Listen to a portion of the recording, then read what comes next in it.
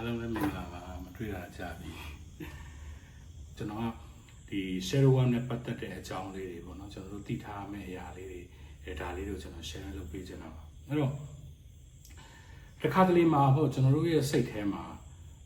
မထိန်နိုင်မသိမ်းနိုင်ဖြစ်တဲ့စိတ်ဆိုးမှုတွေဝမ်းနည်းမှုတွေဒီလိုမျိုးတွေပေါ့နော်ဒါတွေကိုဘာကြောင့်မှမသိဘဲနဲ့ကြုံမှုကြပါလိမ့်မယ်ကြုံဘူးလားမသိဘူးပေါ့နော်ဒီလိုမျိုးကြုံမှုတာတွေရှိတယ်ပြီးရင်နောက်တစ်ခုကကျွန်တော်တို့ကတယောက်ယောက်ကပြောလိုက်တဲ့စကားတခွန်းဒို့မဟုတ်တယောက်ယောက်ကကိုယ့်ပေါ်ပြုလိုက်တဲ့အပြုအမူပေါ့နော်အဲ့ဒီအပြုအမူကြောင့်ကျွန်တော်တို့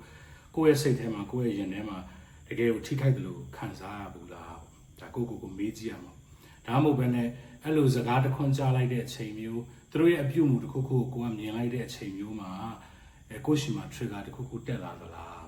နော်အဲ့တော့ဒါတွေကိုကျွန်တော်တို့ကကြုံဘူးတယ်ဒီဟာတွေဒီလိုဖြစ်နေတယ်ဆိုရင်တော့ကျွန်တော်တို့ရဲ့စိတ်ထဲမှာဖုံးကွယ်ထားတဲ့အရာတစ်ခုခုကထွက်ပေါ်လာတာလို့ကျွန်တော်တို့ပြောလို့ရတယ်အဲ့တော့အဲ့လိုထွက်ပေါ်လာတဲ့ဟာကိုကျွန်တော်တို့ကဘာလို့ခေါ်ကြလဲဆိုရင် shadow self လို့ခေါ်တယ်ပေါ့နော်ကိုယ်ထဲမှာရှိနေတဲ့ shadow ပေါ့နော်အဲ့ဒါကိုကျွန်တော်တို့ shadow self လို့ခေါ်တယ်အဲ့တော့တကယ်တမ်းပြောရမယ်ဆိုရင် shadow work ဆိုတာကခုနကကျွန်တော်ပြောတဲ့ဒီ shadow self ကိုဖုံးကွယ်ထားတဲ့အမောင်ချမ်းကိုရင်ဆိုင်ပြီးတော့မှလက်ခံလိုက်တာအဲ့လိုလက်ခံလိုက်တာကိုကျွန်တော်တို့က shadow work လုပ်တယ်လို့ပြောကြတယ်အဲ့တော့ shadow work လုပ်ပြီးဆိုရင်ကျွန်တော်တို့ကဘာဖြစ်လာလဲဆိုတော့ shadow work လုပ်ဖို့ဆိုရင်အရင်ဦးဆုံးဘာလုပ်လဲဆိုရင်ကိုနားလည်ဖို့တော့အရင်လိုတယ်ပေါ့နော်ကိုနားလည်ဖို့လိုတယ်ပြီးရင်ကိုကဒီဟာကိုရဲ့ trauma တွေကိုကကုစားဖို့လိုတယ်ပြီးရင်နောက်တစ်ခုကကြောင့်ကျွန်တော်တို့ကကိုပြန်ပြီးတော့ပေါ့နော်ပြောရမယ်ဆိုရင်စစ်မှန်တဲ့ကိုပေါ့နော် authentic set ကိုဖန်တဲ့ကိုပြန်ပြီးတော့ရှာဖွေဖို့လိုအပ်တယ်ပေါ့နော်ဒါကြောင့်မို့ကျွန်တော်တို့က shadow work ဆိုတာလောက်ရခြင်းဖြစ်တယ်ပေါ့အဲ့တော့ကျွန်တော်တို့အနေနဲ့အရင်ဦးဆုံးပေါ့ shadow work ဆိုတာဒါတကယ်တမ်းပြောရင်ဒီ spiritual path ပေါ်မှာ spiritual journey ပေါ်မှာတွားနေတဲ့လူတော်တော်များများကတော့ shadow work inner child ဒါတွေကရင်းနှီးနေတဲ့စကားတွေကြားဖို့နေတဲ့စကားတွေပေါ့နော်အဲ့တော့ပြောမယ်ဆိုရင်ကျွန်တော်တို့က shadow work မလုပ်ခင်မှာအရင်ဦးဆုံးဗာသိရမှာလဲဆိုခုနပြောတဲ့ shadow self ပေါ့အဲ့တော့ကိုယ့်ရဲ့ shadow တွေပေါ့အဲ့တော့ကိုယ့်ရဲ့ shadow တွေကဘာတွေလဲဆိုတာနားလည်ထားဖို့လိုတယ်အဲ့တော့ဒီ shadow တွေကဘယ်ကနေဖြစ်လာတာလဲအဲ့တော့ဒီ shadow တွေကတကယ်တမ်းပြောရင်ကိုယ်စိတ်ထဲမှာရှိတဲ့ကိုမချေနှက်တဲ့ခံစားချက်တွေကိုမကြိုက်တဲ့ခံစားချက်တွေပြောရမယ်ဆိုရင်ဒေါသတွေဒါမှမဟုတ်ရင်လည်းမနာလိုမှုတွေဒါမှမဟုတ်ရင်ကိုကြောက်ရနာတွေပြီးရင်ကိုယ့်ရဲ့အတိတ်ကစိတ်ဒဏ်ရာ trauma တွေဒါမှမဟုတ်ရင်လည်းကိုယ့်ရဲ့လူမှုပတ်ဝန်းကျင်ပေါ့နော်ကိုယ့်ပတ်ဝန်းကျင်မှာရှိနေတဲ့ကိုယ့်ရဲ့ပတ်ဝန်းကျင်ကနေလက်မခံဘူးဒီလိုအရာမျိုးလက်မခံဘူးဆိုတဲ့အတွေးတွေပေါ့အဲ့ဒီအတွေးတွေကိုကျွန်တော်တို့ကဖုံးအုပ်ထားရအဲ့လိုဖုံးကွယ်ထားတဲ့ကိုဖုံးကွယ်ထားတဲ့အစိတ်ပိုင်းနေတာကိုယ့်ရဲ့ share တွေပဲဖြစ်တယ်အဲ့တော့တစ်ခါလေကြာရင်ကြုံမှုမယ်ပေါ့ကျွန်တော်တို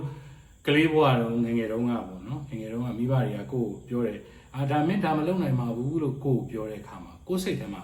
ဒါမလုပ်နိုင်ပါဘူးလို့ပြောလိုက်တာသူတို့ပြောလိုက်တာအေးဆေးပဲဒီတိုင်းပုံမှန်မဲအနေနဲ့ပြောလိုက်တယ်ဒါပေမဲ့ကိုယ့်စိတ်ထဲမှာဘာဖြစ်လဲဆိုဒါမလုပ်နိုင်ဘူးဆိုတဲ့စကားရဲ့အနောက်မှာငါဟာမလုံလောက်ဘူးငါဟာဒါကိုလုပ်ဖို့အတွက်ငါမှအင်အားမရှိဘူးငါမှဒါကိုလုပ်ဖို့အတွက်စွမ်းဆောင်ရည်မရှိဘူးဆိုတဲ့ကိုမလုံလောက်ဘူးဆိုတဲ့ trauma အဲ့ဒီခံစားချက်ကကိုယ်ရှိဝင်သွားတယ်ဒါကိုကျွန်တော်တို့မသိဘူးနော်ပြီးနောက်တစ်ခုက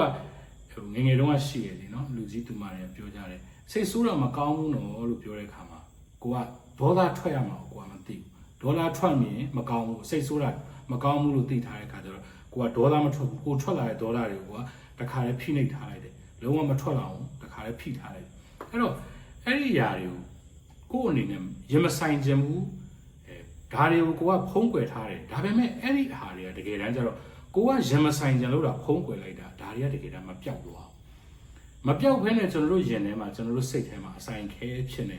ကြံနေပြီးတော့မှရှိနေပြီးတော့မှဒီຢာတွေကတစ်ခါတလေကျရင် trigger အနေနဲ့ပြန်ပြီးတော့မှထွက်လာတယ်အဲ့ဒါတွေက shadow တွေအဲ့တော့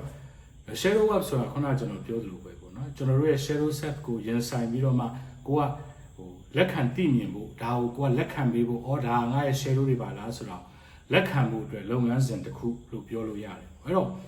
ပြောရမယ်ဆိုရင်ကျွန်တော်တို့က shadow work လုပ်တဲ့အခါမှာတချို့ကကြတော့ကိုယ့်ရဲ့အမောင်ဘက်ချမ်းကိုဖယ်ထုတ်ပလိုက်ဖို့ဒါကိုဖျောက်ဖျက်ပလိုက်ဖို့ဒီလိုလုပ်ကြတယ်လို့ထင်တာပေါ့နော်တကယ်တမ်းကျတော့ကျွန်တော်တို့က shadow work လုပ်တယ်ဆိုတာအဲ့လိုကိုယ့်ရဲ့အမောင်ဘက်ချမ်းကိုဖယ်ထုတ်ပလိုက်တာဒါမှမဟုတ်ဖျောက်ဖျက်ပလိုက်တာဒီလိုမျိုးမလုပ်အဲ့လိုလုပ်တာမဟုတ်အဲ့ဒီအစား အဲ့ဒီအမောင်ဘက်မှာကိုယ့်ရဲ့အမောင်ဘက်မှာရှိနေတဲ့ shadow တွေကိုကိုယ့်ရဲ့ဒီဘက်အလင်းဘက်ချမ်းကိုဆွဲထုတ်ပြီးတော့မှကိုကနေပြီးတော့မှကိုယ့်ရဲ့အစိတ်ပိုင်းတစ်ခုအနေနဲ့ဒါဟာငါပဲငါရှိမှရှိနေတဲ့အရာပဲလို့ကျွန်တော်တို့ကဒါကိုအတိမတ်ပြုတ်လိုက်တာဒါကိုကျွန်တော်တို့က shadow ကလုပ်တယ်လို့ကျွန်တော်တို့ကခေါ်တယ်အဲ့တော့ပြောမှဆိုရင်ကိုကတယောက်ယောက်ရဲ့စကားတစ်ခုခုကြောင့်ပေါ့ရုပ်တရက်ဒေါသထောင်းမနဲ့ထွက်သွားတယ်စိတ်တူသွားတယ်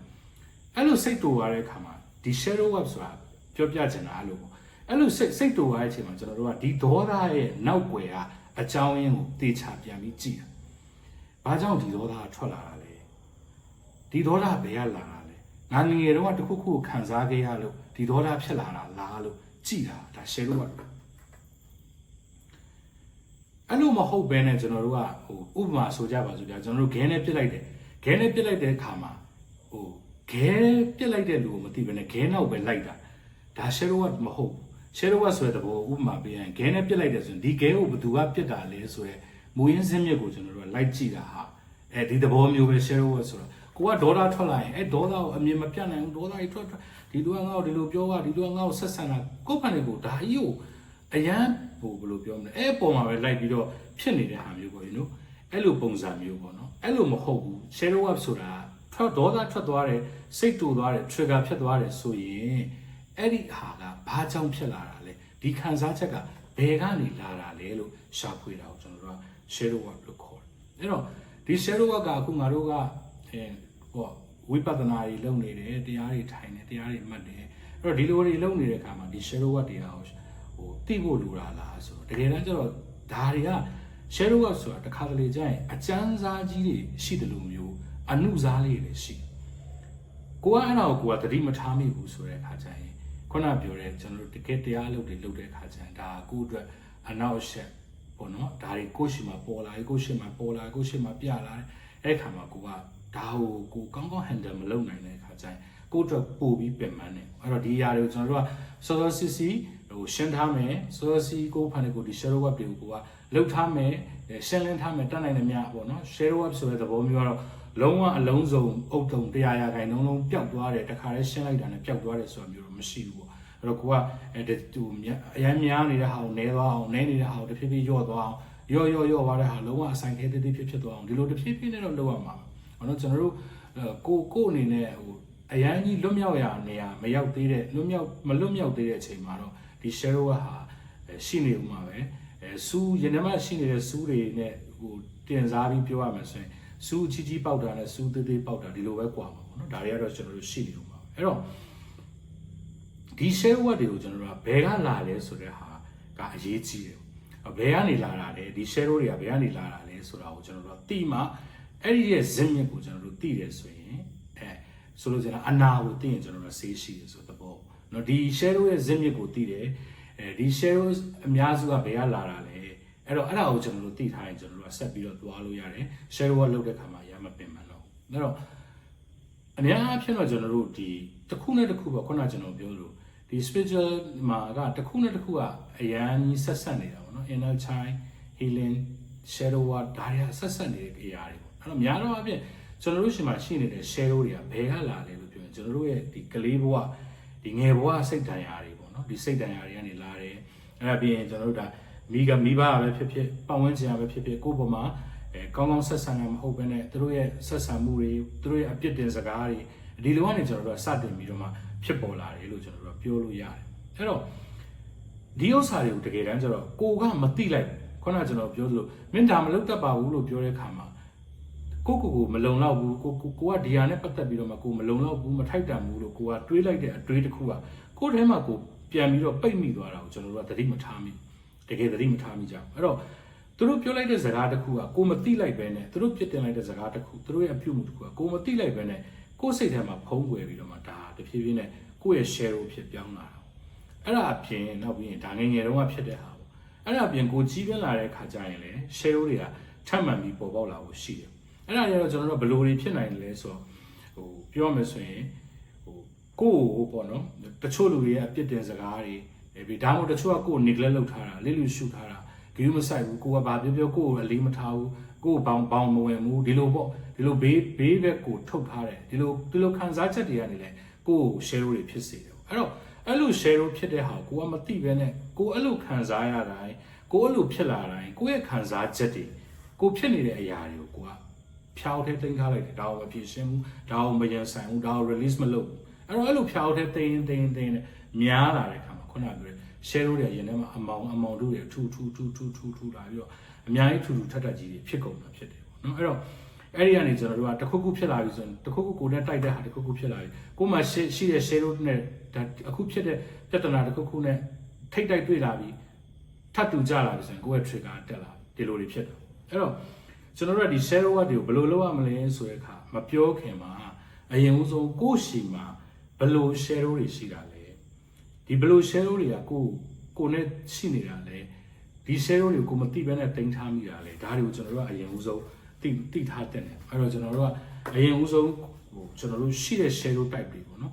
share မျိုးအစားလေးတွေကိုကျွန်တော်အရင်ဦးဆုံးဝေမျှပေးချင်ပါတယ်အဲ့တော့ပထမဦးဆုံးကဆိုတော့ကျွန်တော်တို့က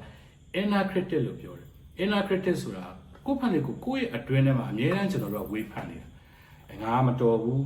ငါမကောင်းဘူးကိုအများအားပြစ်တင်နေတာပေါ့နော် negative တွေပြောနေတာအဲ့တော့ဒီလို inner critic ရှိတဲ့ share မျိုးပေါ့နော် inner critic share မျိုးဟာသူ့ရဲ့ behavior ကဘယ်လိုရှိတယ်လဲလို့ပြောရတယ်ဆိုရင် तू ကကိုအမြဲတမ်းအပြစ်တင်နေတယ်ကိုမလုံလောက်ဘူးလို့ခံစားရတယ်ပြီးရင်အဲ့ဒါသူ့ရဲ့ behavior ပေါ့အဲ့ဒီ behavior ဟာ trigger အဖြစ်နဲ့ဘယ်အချိန်မျိုးမှာတက်လာလဲဆိုတော့ကိုလူတွေကကိုအောင်မြင်မှုမရသေးတဲ့အချိန်သူများရင်လည်းကိုကပြိုင်ဆိုင်ရတဲ့အချိန်မှာကိုကအောင်မြင်မှုမရသေးဘူးအဲ့လိုအောင်မြင်မှုမရသေးတဲ့အချိန်မျိုးဒါမှမဟုတ်လည်းကိုတယောက်ကနိုင်ရှင်နေတာမင်းကတော့ဘလို့ပါကွာမင်းကတော့သူ့လောက်တောင်အဖြစ်မရှိပါဘူးမင်းကတော့ဘလို့ပါဘဒူနဲ့နိုင်ကိုကအတုံးမကျဘူးလို့အဲ့လိုနိုင်ရှင်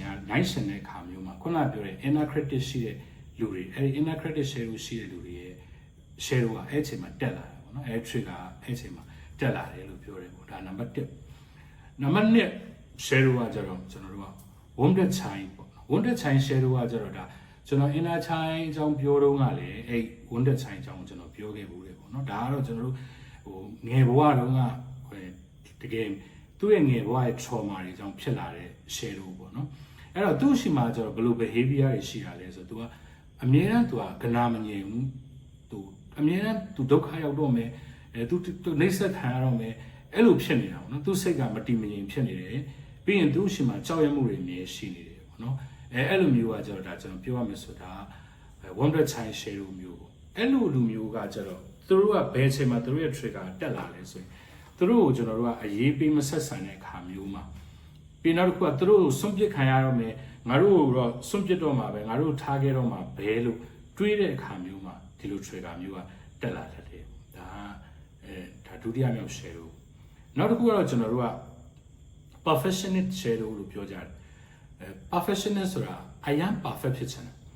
အဲ့ဒီ perfect ဖြစ်ချင်တာလည်းတကယ်တမ်းပြောရရင်သူ့ရဲ့ source ကဘယ်ကလာလဲဆိုရင်ငယ်တုန်းက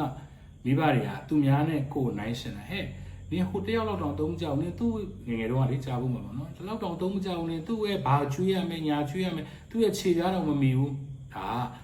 ငယ်တုန်းကမိဘတွေတော်တော်များများဒီလို compare လုပ်တာမျိုးရှိတယ်အဲ့ဒီခါမှာ तू ကသူ့စိတ်ထဲမှာဘာဖြစ်လာလဲဆိုတော့ငါဘယ်အရာကိုမဆိုဘာကိုလုပ်ငါ perfect ဖြစ်အောင်လုပ်တေးသေးလေးအစကြီးအဆုံးရှိသမျှအရာအလုံး तू perfect ဖြစ်အောင်လုပ်ချင်အဲ့ခါကျတော့ तू မှာဘယ်အရာမဆိုအလုံးစုံ perfect ဖြစ်ချင်နေတဲ့စိတ်ကသူ့ရှင်မှာရှိလာတယ်ဒါသူ့ရဲ့ behavior ပဲအဲ့တော့ तू ကအဲ့လိုလူမျိုးကကျတော့သူတို့အမားလေးတစ်ခုတေးသေးလေးအမားတောင် तू ကလုံးဝအဖြစ်မခံအဲ့လိုအဖြစ်မခံတဲ့ခါမှာအဲ့လိုမျိုးလူမျိုးအဲ့လို share လို့ရှိတဲ့လူမျိုးမှာတော့တော်တော်လေး stress များတာကိုကျွန်တော်တို့ကတွေ့ရတယ်အဲ့တော့ तू ကကျတော့ဘယ်အချိန်မျိုးမှာ trigger တက်လာတယ်လဲဆိုတော့ तू ကအမားတေးသေးလေးတောင် तू ကမခံစားနိုင်တဲ့အချိန်မျိုးအမားတေးသေးလေးကိုယ်တိုင်ပဲလှုပ်ကိုယ့်ရဲ့လက်အောက်ငယ်သားလှုပ်တဲ့အချိန်မျိုးပဲဖြစ်အဲ့ခါကျရင်သူ့ရဲ့ဒီ share trigger တက်ချလာအဲ့ဒါပြင်သူများနေပြီးတော့သူ့အဖြစ်တင်တဲ့အချိန်မျိုးနော်မင်းဒါလေးတော့သုံးကြဘူးဒါလေးတော့မတက်ဘူးဆိုတော့ကိုလာပြီးတော့အဖြစ်တင်တဲ့အချိန်မျိုးမှာဒီ perfectionist share ရှိတဲ့သူမျိုးတွေရဲ့ trigger တက်လာတတ်တယ်လို့အဲ့လိုဆိုထားပါတယ်နောက်တစ်ခုကတော့controller share controller share ကကျတော့ပြောရမယ်ဆိုရင် तू ကcontrol အရင်လုပ်ချင်တာအရာအလုံး तू ပဲထိန်းချုပ်ချင်တယ် तू အကြိုက်မဖြစ်ဘူးဆိုရင်စိတ်ဆိုးတယ်တကယ်တမ်းကျတော့ controller share သမားတွေကပြောရမယ်ဆိုရင် तू ကဘာဖြစ်တာလဲဆိုရင် အဓိကသူတို့ရဲ့မလုံခြုံမှုသူတို့ဘာသူတို့ safe မဖြစ်တဲ့ဟာကိုဖုံးကွယ်ဖို့စူးစမ်းရင်းနဲ့ဒီ share ကပေါ်လာတယ်လို့ပြောကြတယ်နော်အဲ့တော့ဒီ controller share သမားတွေကခုနပြောလို့အရာအားလုံးသူတို့ထိန်းချုပ်ချင်တယ်တခါလေကြာရင်လည်းကိုယ်အတိုင်းဝိုင်းထဲမှာကိုမိသားစုထဲမှာလည်းတွေ့ရတဲ့အရာသူတို့ပါမှာနော်သူတို့မပါဘူးဆိုရင်ဟိုမဖြစ်ဘူးအဲ့ဒီခါသူတို့ရဲ့ trigger ဘယ်လိုမျိုးအချိန်မှာသူတို့ကဟိုတူပါပေါ့လေဘယ်လိုမျိုးအချိန်မှာသူတို့ကတက်လာတယ်လဲဆိုတော့သူတို့တချို့အရာတွေသူတို့မထိန်းချုပ်နိုင်တဲ့အခါသူတို့ control မလုပ်နိုင်တဲ့အခါမှာသူတို့ရဲ့ trigger တွေတက်လာအဲ့တော့နောက်တစ်ခုကကျတော့သူတို့ထိန်းချုပ်ချင်တဲ့သူကသူတို့ပြောတဲ့အတိုင်းလိုက်မလုပ်တဲ့အခါမင်းဒါလောက်ပါနော်လို့ပြောတဲ့အခါမှာသူတို့ထိန်းချုပ်ချင်တဲ့လူကမလုပ်ဘူးအဲ့ဒီခါမှာသူတို့ရဲ့ trigger မျိုးတက်လာအဲ့တော့အဲ့လူမျိုးတွေကဒီမိသားစုတွေထဲမှာရှိတတ်တယ်ပေါ့နော်အဲ့ဒီခါကျသူတို့ကမိသားစုကိစ္စဆိုသူတို့ကအမြဲတမ်းပါခြင်းနဲ့နောက်ဆုံးဆံဝယ်တာအဆက်စီဝယ်တာအစုံအိုးသူတို့ပြောတဲ့စကားပဲနားထောင်ဒါနားမထောင်ဘူးဆိုရင်အဲ့ဒီခါပြဿနာတက်ကြတယ်နော်ဒါပေမဲ့အဲ့လိုမျိုးပေါ့နော်ဟိုအဲ့လိုတော့ပါခြင်းပဲတချို့ကိစ္စမျိုးတွေသဘောကဟိုရေခမ်းမှာတို့လုပ်ပြီးနော်ဟိုအိမ်နာဆေးရမှာတို့အဲ့လိုမျိုးကြရင်သူတို့မသိကြအောင်ဆောင်တယ်ဒါပေမဲ့တကယ်ဟိုအကြီးကြီးမားမားတွေကြရင်သူတို့နေရာတကာငါတို့ control လုပ်တဲ့နေရာမှာမင်းတို့ရှိရမယ်ဆိုတဲ့သူမျိုးပေါ့ဒါလည်းကျွန်တော်တို့ပြောရမယ်ဆိုတာ share တစ်ခုတည်းမှာပါတာနောက်တစ်ခုတော့ကျွန်တော်တို့ written ပေါ့အဲ့တော့ written share မျိုးကကြတော့ဘာလဲဆိုရင်သူ့ရဲ့ behavior ဘယ်လိုရှိနေရလဲဆိုရင်အမြဲတမ်း written ဆိုတဲ့အတိုင်းပဲပေါ့နော်ကိုကခံရတဲ့သူကိုကအမြဲတမ်းခံနေရတဲ့သူကိုကန်ဆိုးတဲ့သူငါကံကောင်းတဲ့လူငါအမြဲတမ်းဒုက္ခရောက်နေတာငါဆိုငါမှပဲဖြစ်နေတာဒါကတော့ written role မှာနေတဲ့လူတွေရဲ့ behavior တွေပဲဒါတွေကတော့တော်တော်များများကြားဘူးကြမှာအဲ့တော့သူတို့ရဲ့ trigger ကြတော့ဘယ်လိုအချိန်မျိုးမှာကျွန်တော်တို့တက်လာတာလဲဆိုရင်သူတို့စိတ်မကြည်မနှက်ဖြစ်เสียကိစ္စတွေကြုံတဲ့အခါမှာဒါမှမဟုတ်တယောက်ကသူတို့အနိုင်ကျင့်လိုက်တယ်လို့ခံစားရတဲ့အခါမှာအဲ့တော့အဲ့လိုလူတွေကသူတို့အမြဲတမ်းအားနေနေတယ်ငါတို့ကအားမရှိတဲ့လူဆိုတာကိုအားကုန်ခန်းနေတော့ပြောရမို့ငါတို့ကအားနေတဲ့သူလို့သူတို့ထင်တာဖြစ်တဲ့အတွက်သူတို့မှာဘာနေလဲဆိုတော့ responsibility ပေါ့တာဝန်ယူမှုတာဝန်ခံမှုသူတို့မှာမရှိဘူးပေါ့နော်အဲ့ဒါကျွန်တော်တို့ဒီ written မှာတွေ့ရတဲ့ဟာနောက်တစ်ခုကတော့ people pleaser တွေဒီ pleaser share ဒါလည်း share တစ်ခုပဲသူတို့ကကျတော့ပြောရမယ်ဆိုရင်ဟိုတခြားသူတွေကိုသူကအဆင်ပြေအောင်လုပ်ပေးတယ်အဲ့တော့သူတို့တခြားသူတွေကိုအဆင်ပြေအောင်လုပ်ပေးနေကိုယ့်ရဲ့လိုအပ်ချက်ကိုသူတို့ကမစမ်းစားတော့အဲ့တော့ကိုယ့်ရဲ့လိုအပ်ချက်ကိုမစမ်းစားတော့ဘဲနဲ့ကိုဘာလိုအပ်နေတာလဲအဲ့လိုအပ်နေတာကိုအမြဲတမ်းဖိနှိပ်ထားပြီးသူများပျော်ဖို့သူများအဆင်ပြေဖို့သူများစိတ်ချမ်းသာဖို့ဒါလည်း share တစ်ခုပဲအဲ့တော့ပြောမယ်ဆိုရင်အဲ့ဒီလူမျိုးတွေကဘယ်အချိန်မျိုးမှာ trigger တက်လာလဲဆိုသူတို့က people pleaser နေရာမှာနေနေတဲ့သူတွေဆိုတယောက်နဲ့သူတို့ကညှင်းခုန်ရတော့မယ်ဒီလူနဲ့သူတို့က against လုပ်ရတော့မယ်အဲ့လိုညှင်းခုန်ရတော့မယ်ဒီလူကိုစန့်ကျင်ရတော့မယ်ဆိုတဲ့အခါမျိုးကျရင်သူတို့ကမငင်းကြတော့ဟိုလူကိုသူကစိတ်ချမ်းသာစေချင်တာဟုတ်အဲ့ခါကျသူတို့အဲ့လိုမျိုးကြတော့မငင်းကြတော့ဘူးအဲ့လိုမျိုးချိန်မျိုးမှာသူတို့ရဲ့ trigger တွေတက်လာအဲ့ဒါပြီးနောက်တစ်ခုကသူတို့ပြောလိုက်တဲ့စကားတစ်ခွန်းပေါ့အဲ့ဒီစကားတစ်ခွန်းဟာတယောက်ကိုစိတ်မချမ်းသာစေဖြစ်သွားမယ်ဖြစ်သွားလားလို့သူတို့အဲ့လိုတွေးမိတဲ့အခါမျိုးကြရင်လည်းသူတို့ရဲ့ trigger တွေတက်လာတယ်အဲ့တော့သူတို့ကပြောရရင်ဟို people pleaser လို့ပြောတဲ့အတွက်သူများဆန္ဒကိုသူတို့မငင်းဆန်ပဲလှုပ်ပြီးနဲ့ကိုတကယ်ဖြစ်ချင်တဲ့အရာကိုတကယ်လုပ်ချင်တဲ့ကိုရဲ့အိမ်မက်တွေဟာဖိနှိပ်ပြီးတော့မှမလုပ်ဖြစ်တော့ပျောက်ဆုံးသွားတယ်ဒါကတော့ကျွန်တော်တို့ဟို share number 6နောက်တစ်ခုကတော့ကျွန်တော်တို့ကabandonment share ကလည်းဒါပြောရမယ်ဆိုရင် inner child နဲ့လည်းပတ်သက်နေတယ်ပေါ့နော်ဒါ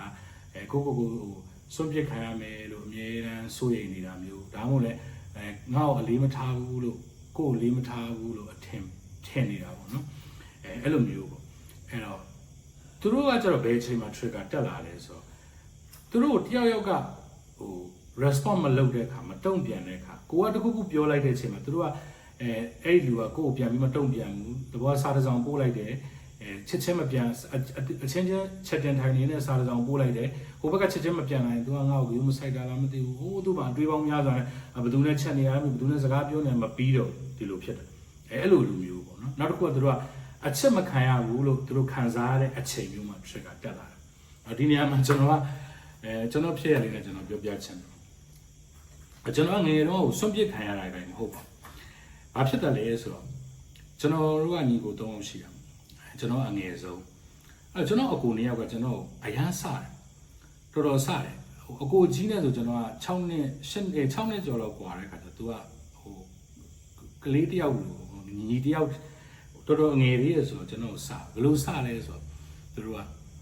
မင်းကငါတို့ရဲ့ညီရင်းမဟုတ်ဘူးမင်းမွေးစားတာမင်းမွေးစားထားတာအဲ့လိုပြောတယ်အဲ့လိုပြောတော့ကိုကအဖေရောအမေရောတော့မမေးရဘူးမမေကိုမေးလိုက်မမေကဟုတ်တယ်လို့ငါ့ကိုဖြေလိုက်မှာလားဒီလိုအဲ့လိုပေါ့သူတို့ကအဲ့လိုကကြောက်ကျွန်တော်တို့ဘက်မှာကျတော့ဒီလိုပေါ့ပူတာဦးမှာပူတာဦးကမင်းကိုပူတာဦးကလီဆူမရှီကနေပြီးတော့မှလီဆူမတယောက်နဲ့ကိုရှီကနေမင်းကိုစားတိတ်နဲ့လဲထားတာအဲ့လီဆူမကိုစားတိတ်ပေးလိုက်တာမင်းစားတိတ်နဲ့လဲထားတာမင်းကိုဒီလိုလားအဲ့လိုတွေပြောတော့ကိုမှအဲ့ဒီ trauma ကပါလာတာပေါ့နော်ပါလာတာတော်တော်များများအဲ့ trauma အခုနောက်ပိုင်းမှာဒါဒီမောပြောပြနိုင်တာပေါ့နော်အဲ့ဒီ share ကပါလာတယ်ဘလို့ပါလာလဲဆိုတော့ကိုတယောက်ကကိုချစ်ရလို့တယောက်ကကိုမချစ်ဘူးလို့ပြောမှာအရန်ဆွေးတယောက်ကိုကချစ်တယ်လို့ပြောလို့အဲ့လူကမချစ်ဘူးလို့ပြောမှာအရန်ဆွေးကျွန်တော်အခုကျွန်တော်အမျိုးသမီးကို propose လုပ်တာတော့ကျွန်တော်ကပြောရရင်သူ့ကို propose လုပ်ရင်တော့သူငါ့ကိုမချစ်ဘူးလို့ပြောခဲ့မှာဆိုပြီးတော့ကြောက်ပြီးတော့အဖေကိုအေးဆေးပေးလို့ရချစ်ချင်းပြေးစရာမလိုဘူးဆိုပြီးသူတော်ကျွန်မစဉ်းစားပြရစီအောင်လို့သူကမပြောဘဲနဲ့ကိုကမင်းစဉ်းစားပါအောင်လို့ပြောတဲ့လူမျိုးအဲ့လိုကြောက်တာပေါ့နော်ဒီ trauma ကြီးကကိုယ်တော်တော်လေးကိုပြောရမှာပေါ့နော်အဲ့ဒီဥစ္စာသူတို့ကကိုယ်အဲ့လိုလုပ်ခဲ့တာပေါ့အဲ့တော့ရည်စရာပြောပြအောင်ဘယ်သူမှမသိဘူးပေါ့နော်ကိုလူစုံတော့ဒါကိုဟီးဖြစ်သွားတဲ့ကိစ္စကိုအလုံးစိတ်မှာရှင်းပြတာပေါ့အယံခံစားရတာအယံခံစားရတဲ့ခါကျတော့ဘာဖြစ်လဲဆိုတော့ငါမွေးစားတာပေါ့ငါအဖေရောမျိုးချစ်တာမဟုတ်သူတို့ကငါ့ကိုတကယ်ပြောနေဘူးသူတို့ကရုပ်တည်နဲ့ပြောတာပေါ့နော်သူတို့ညီကိုတယောက်ကရုပ်တည်နဲ့ပြောတော့အဲ့တော့ကို့မှာဘာလုပ်လဲဆိုတော့ကို suicide လုပ်တာပေါ့အမေငါမနေတော့ငါလောကကြီးထဲမှာပေါ့ငါဟိုအဖေအမေကငါရဲ့အဖေအမေကဟိုအရင်လည်းမဟုတ်ဘူးပေါ့နော်ငါလီပဲပူတာကလီဆူမတယောက်ရဲ့သားလို့ပြောတယ်ပေါ့အဲ့တော့ငါမနေဘူးဆိုတော့ဘာလုပ်လဲဆိုတော့ဘာမီတွန်တောက်ပြီးတော့မှကို suicide လုပ်အဲ့ဘယ်နှလုံးတောက်လဲလို့မေးတစ်လုံးတောက်ဘာမီတွန်တစ်လုံးတောက်ပြီးတော့မှတောက်လဲတောက်ပြီးတော့အဲ့ရတယ်မှာတော့အဲ့ပြီးတော့မှငါသွားပြီပေါ့အဲ့လိုလုပ်ကွာအဲ့လိုလုပ်တာပေါ့နော်အဲ့တော့ကတော့အခုကရည်ပြီးပြောနိုင်မှာနော်အဲ့တော့ကဘယ်ပြောနိုင်မလို့အဲ့တော့ခံစားရတာကိုယ့်ရဲ့ဒီကလေးငယ်လေးပေါ့နော်ဘယ်လောက်ရှိမှလဲ9နှစ်10နှစ်လောက်ရှိမှာပေါ့နော်အဲ့အချိန်မှာအဲ့လိုမျိုးပြောတာပေါ့နော်အဲ့လိုဆိုတော့ခါအဲ့ဒီသူတို့ရဲ့ပြောတဲ့စကားကိုတော်တော်မခံစားနိုင်ခဲ့ဘူးပေါ့နော်အခုချိန်ကျမှလည်းပြန်စဉ်းစားရင်ရည်စရာပေါ့အဲ့တော့အဲ့ဒါကြောင့်အိမ်မှာတားနှစ်ယောက်ကိုလည်းဘယ်တော့မှမင်းတို့ကမွေးစားတာတို့ဘယ်သူနဲ့ရှင်ပြီးတော့မင်းတို့ကိုချစ်တာတို့ငယ်ကိုချစ်တာချစ်ကိုချစ်တာမလုပ်ဘူးဆိုတာဟိုကိုယ့်ဘာနဲ့ကိုယ်သင်ခန်းစာယူပြီးတော့ပေါ့နော်သူတို့ trauma တွေမပေးချင်ဘူးပေါ့အဲ့တော့ခုနပြောတဲ့ဒီ abandonment share တို့ကအဲ့လိုပုံစံမျိုးလို့ပြောလို့ရတယ်နောက်တစ်ခုကကျွန်တော်တို့ကဒီ shame ပေါ့အဆက်ရစေတဲ့ကိစ္စတွေအကြောင်းဖြစ်လာတဲ့ share တို့ပေါ့ကိုယ့်ဘာနဲ့ကိုယ်အတိတ်ကလုပ်ခဲ့တဲ့အမားတစ်ခုပဲဖြစ်စေဒါမှမဟုတ်ဘဲနဲ့ကိုကပြီးပြောင်းမလုပ်ခဲ့တဲ့အရာတွေပဲဖြစ်စေအဲ့ဒါနဲ့ကိုအမြဲတမ်းအပြစ်တင်နေတာပေါ့နော်ကျွန်တော်တို့ guilt ဖြစ်နေတာပေါ့နော်အပြစ်တင်ပြီးတော့မှဒါတွေကိုကဖုံးကွယ်ထားလိုက်တာအဲ့တော့အဲ့ဒီဟာဘယ်အချိန်မှာဒီ trigger တက်လာလဲဆိုတော့ဒီအရင်တော့ရှိတဲ့အမားတွေကိုတယောက်ကနေပြီးတော့မင်းဒီလိုမားဘူးတယ်လို့ကိုယ်သတိပေးတဲ့အချိန်မျိုးနော်အဲ့တော့အဲ့လိုသတိပေးတဲ့အချိန်မျိုးမှာပြီးနောက်တစ်ခုကကိုယ့်ရဲ့အားနည်းမှုကိုကိုယ်ကပြသရတဲ့အချိန်မျိုးအဲ့လိုအချိန်မျိုးမှာကျရင်အခုပြောရတဲ့ shame share မျိုးက trigger ဖြစ်ပြီးတော့မှပြန်ပေါ်လာတယ်ပေါ့နော်အဲ့နောက်တစ်ခုကကျွန်တော်တို့ projection ပေါ့ projection ကကျတော့ဗာလဲဆိုတော့ကိုယ့်ရှိမှရှိနေတဲ့အားနည်းချက်ကိုယ့်ရဲ့အားနည်းချက်တွေကိုသူကတခြားသူတွေစီမှာပုံပြီးတော့အပြစ်တင်တာဆိုလိုချင်တာကကိုကဟိုတခုခုကိုကဖြစ်မြောက်အောင်မလုပ်နိုင်ဘူးအဲ့လိုဖြစ်မြောက်အောင်မလုပ်နိုင်တာကိုယ့်ရဲ့အဖြစ်ကိုယ်အသုံးမကျဘူးလို့မမှတ်ပဲနဲ့တခြားလူရှိမှအပြစ်တင်ပြီးတော့မှမင်းမလုပ်တတ်ဘူးလားဒါကိုယ့်အသုံးမကျတဲ့ဖြစ်ရတခုကိုမလုပ်နိုင်တဲ့တခုကိုမစွမ်းဆောင်နိုင်တဲ့အရာတခုသူများကို project လုပ်လိုက်တာသူများပေါ်မှာ projection သွားလုပ်တာအဲ့လိုမျိုးတို့ကအဲ့လို behavior မျိုးရှိတယ်အဲ့ဒီခါကျတော့သူတို့ရဲ့အဲ့လို behavior ရှိတဲ့သူမျိုးကဘယ်အချိန်မှာသူတို့ရဲ့ trigger တက်လာလဲဆိုတော့တခြားသူတွေကသူတို့လိုမျိုးပဲပြန်ပြီးဆက်ဆံခံရတဲ့အခါမျိုး ဒါမှမဟုတ်လေသူတို့နဲ့တူညီတဲ့အားနဲ့ချက်တွေ့တဲ့အခါမျိုးကျရင်သူတို့ရဲ့ trigger ပြန်ပြီးတော့မှတက်လာတတ်တယ်ဒါ projection share ရှိရတဲ့လူတွေနောက်တစ်ခုကကျတော့ကျွန်တော်တို့က dark talent လို့ပြောလို့လည်းရတယ်နောက်တစ်ခုကကျတော့ဟိုပါပေါ့unlit potential လို့ပဲပြောဒါမှမဟုတ်လေ dark talent လို့ပဲပြောလို့ရတယ်အဲ့ဒါကျတော့ဗာလဲဆိုတော့သူကကိုယ့်ရဲ့အစွမ်းအစကိုဖန်နေကိုမယုံတဲ့အတွက်ကိုယ့်ရဲ့အစွမ်းအစကိုကဖုံးထားတယ်၊ခွဲထားတယ်ကိုယ့်ရဲ့အိမ်မက်တွေကိုဖြစ်ချင်တဲ့အရာတွေကိုအကောင့်ထဲကိုကမဖော်ဘူးเนาะအဲ့တော့ဟိုဆိုလိုချင်တာကိုယ့်စိတ်ထဲမှာဒါကိုလိုချင်တယ်လုပ်ချင်တယ်ဒါပေမဲ့မလုပ်နိုင်တဲ့အခါအဲ့လိုမလုပ်နိုင်တဲ့အခါမျိုးမှာ trigger တက်လာတယ်ဆိုကြပါစို့တခုခုပေါ့တခြားသူတွေရဲ့စွမ်းဆောင်ချက်တွေကိုမြင်တဲ့အခါဥပမာပြောရင်ဗျာကိုကပကြီးဆွဲချင်တယ်ဒါမှမဟုတ်လေဂီတာတီးချင်တယ်ပြီးဒါမှမဟုတ်လေစာရေးချင်တယ်ဒါဒီလိုမျိုးကပြောလို့ပြောမို့ကိုကျွန်တော်တို့ရှင်မှာလည်းရှိတယ်ပေါ့နော်ဘာလို့လဲဆိုတော့ဂီတာတီးချင်တယ်ဂီတာမတီးတတ်ဘူးတချင်းဆိုချင်တယ်တချင်းမဆိုတတ်ဘူးပကြီးဆွဲချင်တယ်မဆွဲတတ်ဘူးအဲ့တော့ကိုကအဲ့လိုမျိုးဖြစ်နေတဲ့အချိန်မှာတယောက်ကကိုမလုံနိုင်ဘူးဆိုတဲ့အရာကိုလုံပြသွားတဲ့အခါမျိုးကြရင်အဲ့ဒီ trigger တက်လာအဲ့ဒီ share ကိုရတက်ချလာအဲ့လိုဖြစ်လာအဲ့ဒီခါကျတော့ဟိုပြောရမယ်ဆိုရင်ကိုမလုံနိုင်တဲ့ဟာတခုကိုသူများထားလုပ်သွားတဲ့အခါမှာဖြစ်တဲ့ share ကိုပေါ့နော်အဲ့ဒါကိုကျွန်တော်တို့ကdark talent လို့လည်းခေါ်တယ်ပေါ့နော်ဒါမှမဟုတ်လည်းunlit potential လို့လည်းခေါ်တယ်နောက်တစ်ခုကျတော့ကျွန်တော်တို့က defensiveness share ပေါ့ဒါကကျတော့ပြောရမယ်ဆိုရင်ဟိုကိုအမြဲတမ်းကာကွယ်နေတာအမြဲတမ်းတခုခုဆိုအမြဲတမ်းတုံ့ပြန်တာလွယ်တယ်ပြီးဆိုရင်ကိုကာကွယ်ဖို့သူရှိမှာအကြောင်းပြချက်အစုံရှိတယ်မင်းမားနေတယ်လို့ပြောလိုက်ရင်ဟိုအဲ့မားနေတယ်ဆိုတဲ့ဟာကိုသူ့မှာဘက်ပေါင်းစုံနေရာပေါင်းစုံရှုထောင့်ပေါင်းစုံကနေသူမမားတဲ့အကြောင်းကိုရှင်းပြပါလိမ့်ဟိုလူယုံတာမယုံတာတပိုင်း तू ကအဲ့ဒါကိုမရမကဟိုဒီ तू မှန်ကြောင်းပေါ့ပြောမယ်ဆိုရင်တော့ဟိုသူ့ကိုသူကာကွယ်တာ defense လုပ်တာပေါ့အဲ့လိုမျိုး share လို့ရှိရလူတွေအောင်အဲ့တော့ကိုယ်ဝေဖန်လာတယ်ဆိုရင်ကိုကအမြဲတမ်းမှန်တယ်ဒီဝေဖန်တဲ့လူတွေကမားနေတာကိုကမှန်တယ်ဒီလိုမျိုးတွေးတဲ့လူမျိုးအဲ့တော့သူတို့ရဲ့ trigger ကကျတော့ကျွန်တော်တို့ကဘယ်အချိန်မျိုးမှတက်လာတတ်တယ်ဆိုတော့တယောက်ကသူတို့အပြစ်တင်တဲ့အခါမျိုးဒါမှမဟုတ်လည်းဟိုတယောက်ကဒီအကြောင်းအရာဆွေးနွေးနေဒါအောင်ငါတို့ကသဘောမတူဘူးလို့ပြောတဲ့အခါမျိုးမှာအဲ့လိုမျိုးအခြေအနေမျိုးမှာဒီလူတွေရဲ့ဒီ share လိုမျိုး share လူတွေရဲ့ trigger တက်လာတတ်တယ်အဲ့နောက်တစ်ခုကကျတော့ mask ကျွန်တော်တို့ဒီ mask ညနေဖုံးဒီ mask ညနေဖုံးကကျတော့ဘာလဲဆိုတကယ်တမ်းကိုယ့်ရဲ့စက်မှန်တဲ့အခြေအနေကိုဖုံးကွယ်ထားပြီးတော့မှတခြားသူတွေကအထင်ကြီးအောင်နေတတ်ပြောတတ်တာကိုဖြစ်တဲ့ပြဿနာကို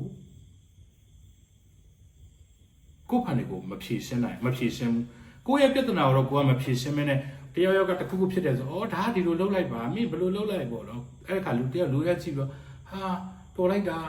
ဒီလူကဘယ်လိုတော်တယ်ဟောကြည့်စမ်းငါတို့ရဲ့ပြဿနာဖြေရှင်းပြီးတော့ဘယ်လိုမေးလိုက်တယ် तू မသိတာကိုဘာမှမရှိဘူးပဲတကယ်တမ်းတော့ကိုယ့်ပြဿနာကိုကိုမဖြေရှင်းမနဲ့သူများပြဿနာတွေကိုသွားပြီးတော့သွားဖြေရှင်းပေးနေတဲ့လူမျိုးအဲ့တော့ကိုယ့်ရဲ့အဆက်မှန်ကိုကဖုံးကွယ်ထားတော့ပြောရမယ်ဆိုမျက်နှာဖုံးတတ်ထားတယ် master ထားတယ်ဆိုတဲ့သဘောမျိုးအဲ့တော့အဲ့ဒီလူမျိုးတွေရဲ့ trigger တွေကဘယ်အချိန်မှာပေါ်လာလဲဆိုတော့သူတို့မချေမနှက်ဖြစ်တဲ့အချိန်မျိုးဒါမှမဟုတ်ဘဲနဲ့သူတို့ဖုံးကွယ်ထားတာကိုတယောက်ကသိသွားပြီးပေါ်သွားပြီဆိုရင်အဲ့ဒီခါမှာသူတို့ရဲ့ trigger တွေကတက်လာတယ်လို့ပြောလို့ရတယ်။နောက်တစ်ခုတော့ကျွန်တော်တို့က repetitive pattern တွေပေါ့ repeat ဖြစ်နေတဲ့ pattern တွေအဲ့ဒီ pattern တွေကဟိုပြဿနာတွေကအမြဲတူညီတဲ့ပြဿနာတွေကထပ်ခါတလဲတဲ့ဒီဥစ္စာ repeat ကိုရှိ repeat ခဏလာတယ်တူညီတဲ့အခက်အခဲတွေခဏလာတယ်ပြောမှဆိုရင်ဒီ relationship တွေမှာဆိုရင်လည်းနာမည်တွေလူတွေမျက်နှာတွေကပြောင်းသွားတယ်အပြဿနာမပြောင်းဟိုကိုနဲ့ဆိုရင်လည်းဒီပြဿနာပဲမောင်နဲ့ဆိုလည်းဒီပြဿနာပဲဦးနဲ့ဆိုလည်းဒီပြဿနာပဲနော်ကိုကြီးနဲ့ဆိုလည်းဒီပြဿနာပဲအဲလိုနော်ခိုနဲ့ဆိုလည်းအပြဿနာပဲအဲလိုပြဿနာတွေအဲ့တော့အဲ့လိုပြဿနာတွေပဲဟိုဆိုလိုချင်တာ same problem လူလာပြောင်းသွားတယ်ပြဿနာမပြောင်းအဲ့လိုမျိုးအဲ့ဒါမျိုးတွေအဲ့လိုခဏဖြစ်တယ်အဲ့ဒီခါကျတော့သူတို့အဲ့အခါကျတော့ဘယ်လိုအဲ့ချိန်မှာသူတို့က trigger ဘယ်ချိန်ကျမှဟိုတက်လာတယ်လဲဆိုရင်ခုနပြောတဲ့မဖြေရှင်းရတဲ့ပြဿနာတွေကသူတို့ထပ်ပြီးတော့မှတစ်ခါထပ်လာရိုက်တဲ့အခါမျိုးကြရင်သူတို့ရဲ့ trigger down နဲ့တက်လာ ပြီးရင်အခြေအနေတူတဲ့ဖြစ်ရတွေဂျုံတဲ့ခါကျရင်လည်းတက်လာတယ်နောက်ဆုံးတစ်ခုတော်တော်များတယ်နော်ကျွန်တော်တို့ share လို့ရနောက်ဆုံးတစ်ခု14ခုမြောက်ဒါကတော့ judgment ပေါ့judgment ကတော့ပြောမယ်ဆိုခုနက projection နဲ့လည်းနည်းနည်းဆင်တယ်ပေါ့သူကတော့တခြားသူတွေပေါ်မှာပဲအမြဲတမ်းအပြစ်ရှာတယ်ကိုယ့်ရဲ့အတွင်းစိတ်ကအားနေချက်ကိုသူတို့ကဖုံးပြီးတော့မှတခြားသူတွေကိုပဲ project လုပ်တာအဲ့လိုမျိုးပေါ့အဲ့လိုလူမျိုးတွေရဲ့ဒီ trigger ကကျတော့သူတို့ကဘယ်အချိန်မျိုးမှာတက်လာလဲဆိုတော့အခြားသူတွေရဲ့အားနေချက်တွေကိုမြင်ရတဲ့အခါမျိုးဒါမှမဟုတ်လည်း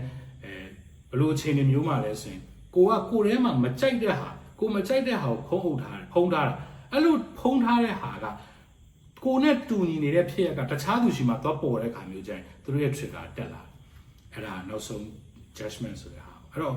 အခုကျွန်တော်ပြောပြလိုက်တဲ့ share အမျိုးအစားတွေက14မျိုးရှိတယ်ပေါ့နော်14မျိုးရှိတယ်ဒါကိုကသတိထားပြီးကြည့်နိုင်တယ်ကြည့်ပြီးရဆိုရင်ကိုယ့်ရဲ့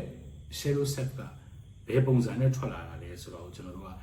ချက်ချင်းသိနိုင်ပြီပေါ့နော်အခုထွက်လာတဲ့ဟာတော့ငါထွက်လာတဲ့ဟာတော့ငါတော့ judgment ပဲငါတော့မဟုတ်ဘူးငါတော့ mask ကနေထွက်လာငါတော့ projection ကနေထွက်လာအစဒီဖြင့်ဒါကိုကိုယ့်ဖာနဲ့ကိုယ်ဒေချာသိနိုင်ပြီပေါ့အဲ့တော့အဲ့လိုတွေသိနိုင်ပြီဆိုရင်ကျွန်တော်တို့က share work ကိုလုပ်ဖို့ကလွယ်သွားပြီအဲ့တော့ share work ကိုဘယ်လိုလုပ်ကြမလဲအဲ့တော့အရင်ဆုံးကျွန်တော်တို့က share work လုပ်ဖို့ဆိုရင်ကဘာလဲဆိုရင် awareness ရှိဖို့နောက်တစ်ခုကကျတော့ honesty ဖြစ်ဖို့လိုတယ်အဲ့တော့ကိုယ်စိတ်ထဲမှာဘယ်လိုအခါမျိုးမှာဒီ share set တွေကထွက်ပေါ်လာတာလဲဘယ်အခါမှာ trigger ဖြစ်သွားတာလဲဒီ trigger ဖြစ်တဲ့နောက်ွယ်အကြောင်းရင်းကဘာလဲမေးခွန်းကတော့မေးရမှာကျွန်တော်တို့ဒီမေးခွန်းနေနဲ့ကိုမေးကို question ထုတ်ပြီးမှပဲဒီ share work လောက်ရတာအဆင်ပြေတာအဲ့လိုမဟုတ်ဘူးဆိုရင်ဒီ share work ကထွက်လာမှာမဟုတ်ကိုမေးခွန်းနေမေးရမှာခဏနေကြရင်ဘယ်လိုမေးခွန်းမေးရတယ်ဆိုတဲ့ဟာလေးတွေကျွန်တော်ထပ်ပြီးတော့ပြောပြပါမယ်အဲ့တော့ခုနကကျွန်တော်ပြောလို့ပေါ့နော်အရင်ဆုံးလိုအပ်တာကကိုယ့်ရဲ့အတွက် awareness လိုအပ်တယ်ပြီးရင် honesty ကိုကရိုးသားဖို့လိုအပ်တယ်အဲ့တော့ကိုယ်စိတ်ထဲမှာဘယ်လိုအခါမျိုးမှာဒီဟာတွေထွက်လာတာလဲဒီ share တွေကထွက်လာတာလဲဘယ်အချိန်မှာဘသူပြောလိုက်တဲ့စကားကြောင့်ဘသူပြောလိုက်တဲ့အပြုအမူကြောင့်ပေါ့နော်trigger ဖြစ်သွားတာလဲဒီ trigger ရဲ့နောက်ွယ်အကြောင်းရင်းကဘာလဲဒါတွေကိုစူးစမ်းကြည့်ဖို့တော့ကျွန်တော်တို့ကလိုတယ်ပေါ့အဲ့တော့ share work လုပ်တဲ့အခါမှာကျွန်တော်တို့ကတစ်ခုကဘာလဲလို့ဆိုတယ်သူကကိုယ့်ရဲ့ dark side ပေါ့နော်ကိုယ့်ရဲ့ dark side ကိုယ့်ရဲ့မကောင်းတဲ့အပိုင်းတွေကိုယ့်ရဲ့မောင်တဲ့အချမ်းတွေကိုနာကျင်ရတဲ့အရာတွေဒါတွေကိုကိုယ်ကရင်ဆိုင်ရတာအဲ့တော့ကိုက face to face ရင်ဆိုင်ရတာဖြစ်တဲ့အတွက်ကိုယ်အနေနဲ့တော့ရိုးသားဖို့တော့လိုတယ်ရိုးသားဖို့လိုတယ်ဆိုတာဘာလဲဆိုရင်ကိုကတယောက်ပေါ်မှာ jealous ဖြစ်တယ်တယောက်ကိုကမနာလို့ဖြစ်တဲ့အခါမှာငါဘာကြောင့်ဒီလိုဖြစ်ရတာလဲဆိုတာကိုမေးခွန်းထုတ်ပြီးတော့မှရိုးသားသားဖြေဖို့လိုတယ်ဆိုလိုချင်တာကဗျာjealous ဖြစ်တာမလေးကွယ်သူ့မနာလို့တာငါတယောက်ထဲမှမဟုတ်တာဟိုကောင်မလည်းမနာလို့ဟိုတယောက်လည်းမနာလို့မလေးသူ့မနာလို့လည်း10ယောက်လောက်ရှိတာအဲ့တော့ငါကတော့မလေးဘာမှဖြစ်ဘူးငါလည်းလူတွေကလူပဲအတူတူပဲ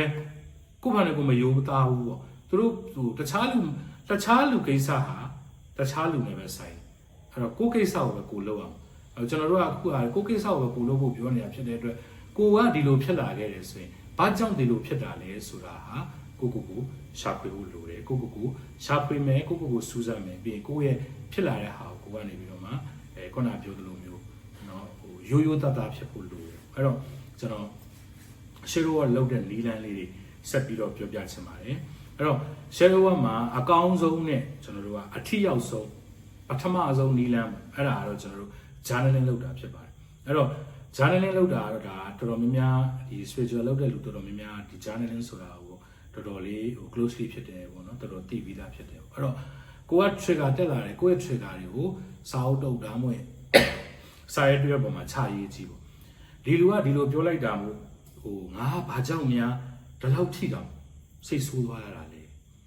ဒီခံစားချက်ကအတိတ်ကဘယ်လိုကိစ္စရမျိုးတွေနဲ့ပတ်သက်နေရလဲဆက်ဆက်နေရလဲကိုမေးခွန်းထုတ်ပြီးရင်ချရေးကြည့်ပေါ့နော်အဲ့ခါကျရင်ကိုကအဖြေထွက်လာလိမ့်မယ်အဲ့တော့တကယ်တမ်းပြောရင်ဒီလိုလောက်တာဒီလို journaling လောက်တာဟာတကယ်တမ်းကျွန်တော်တို့အတွင်းရဲ့စိတ်ကိုပို့ပြီးတော့နားလည်စေတယ်ပေါ့နော်အဲ့တော့ကိုမေးခွန်းလေးတွေပေါ့နော်3ခုလောက်ဒါကျွန်တော်ပြောပြပေးချင်ပါတယ်အဲ့တော့ကိုကဘယ်လိုမေးတက်လဲပေါ့နော်စချင်းငါဘသူ့ကိုဖြစ်တင်နေပြီးတာလဲဝိုင်းဘာကြောင့်လဲဆိုကြပါလို့ငါမမောင်ဖြစ်တင်တယ်ငါကြော်ဖြစ်တင်တယ်သူ့ငါဘာကြောင့်ဖြစ်တင်တာလဲဘာကြောင့်လဲမေးခွန်းထုတ်ကြည့်အဖြေကိုရိုးသားသားခြာရည်ကြည့်အဲ့လိုနောက်တစ်ခုကဘလို့အခြေအနေမျိုးမှာင ရဲ့မနာလိုစိတ်တွေကထွက်လာတာလေဘာကြောင့်ထွက်လာတာလဲဒီလိုနောက်တစ်ခုမေကွန်မျိုးကတော့ငါရဲ့ကြောက်ရွံ့မှုတွေကဘယ်ကလာတာလဲဘယ်ကနေစလာတာလဲဘယ်ကနေဒီကြောက်ရွံ့မှုတွေပေါ်လာတာလဲအဲ့လိုမျိုးကိုမေကွန်တွေထုတ်ပြီးတော့ထွက်လာတဲ့အဖြေတွေကိုကျွန်တော်တို့ကချရေးကြည့်အဲ့တော့ပြောရမယ်ဆိုရင်ကျွန်တော်တို့က share work လုပ်တယ်ဆိုတာလေ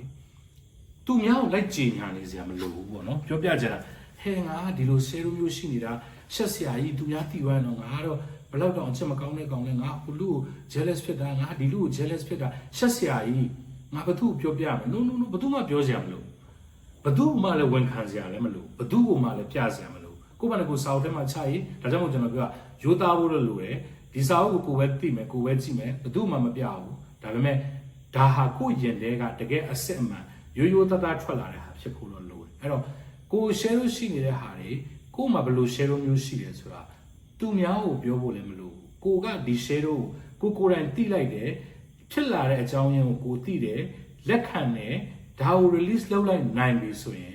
်ဒါကျွန်တော်တို့ share work လုပ်တာ share work ဆိုတာအားလုံးကိုကြီးညာပြီးတော့ငါ share work လုပ်နေတယ်ငါမှရှိရ share တွေကတော့ဒါတွေပဲလို့ပြောစရာအကြောင်းလည်းမရှိလို့ပြောစရာလည်းမလိုအဲ့တော့အဓိကကတော့ကိုယ့်ရဲ့ share တွေကိုကိုမြင်ဖို့ကိုယ်တိုင်သိဖို့နားလည်ဖို့နဲ့လက်ခံတတ်ဖို့ပဲလိုတယ်နောက်တစ်နည်းကတော့ဒါ meditation ပေါ့ meditation တော့ကျွန်တော်လိုအပ်တယ်အဲ့တော့ meditation ထိုင်ရင်းနဲ့ကိုယ်အတွင်းထဲကစိတ်ရဲ့အတန်ကိုနားထောင်ကြည့်လိုက်ပေါ့နော်အဲ့တော့ကျွန်တော်တို့တကယ်တမ်း meditation ထိုင်လို့တကယ်တည်ငြိမ်သွားပြီဆိုတဲ့အခါမျိုးမှာကိုယ့်ရဲ့ဖုံးကွယ်ထားတဲ့ခံစားချက်တွေခုနကကျွန်တော်ပြောလို့ပေါ့နော်ဟိုကမ္မထာပဲလုပ်လို့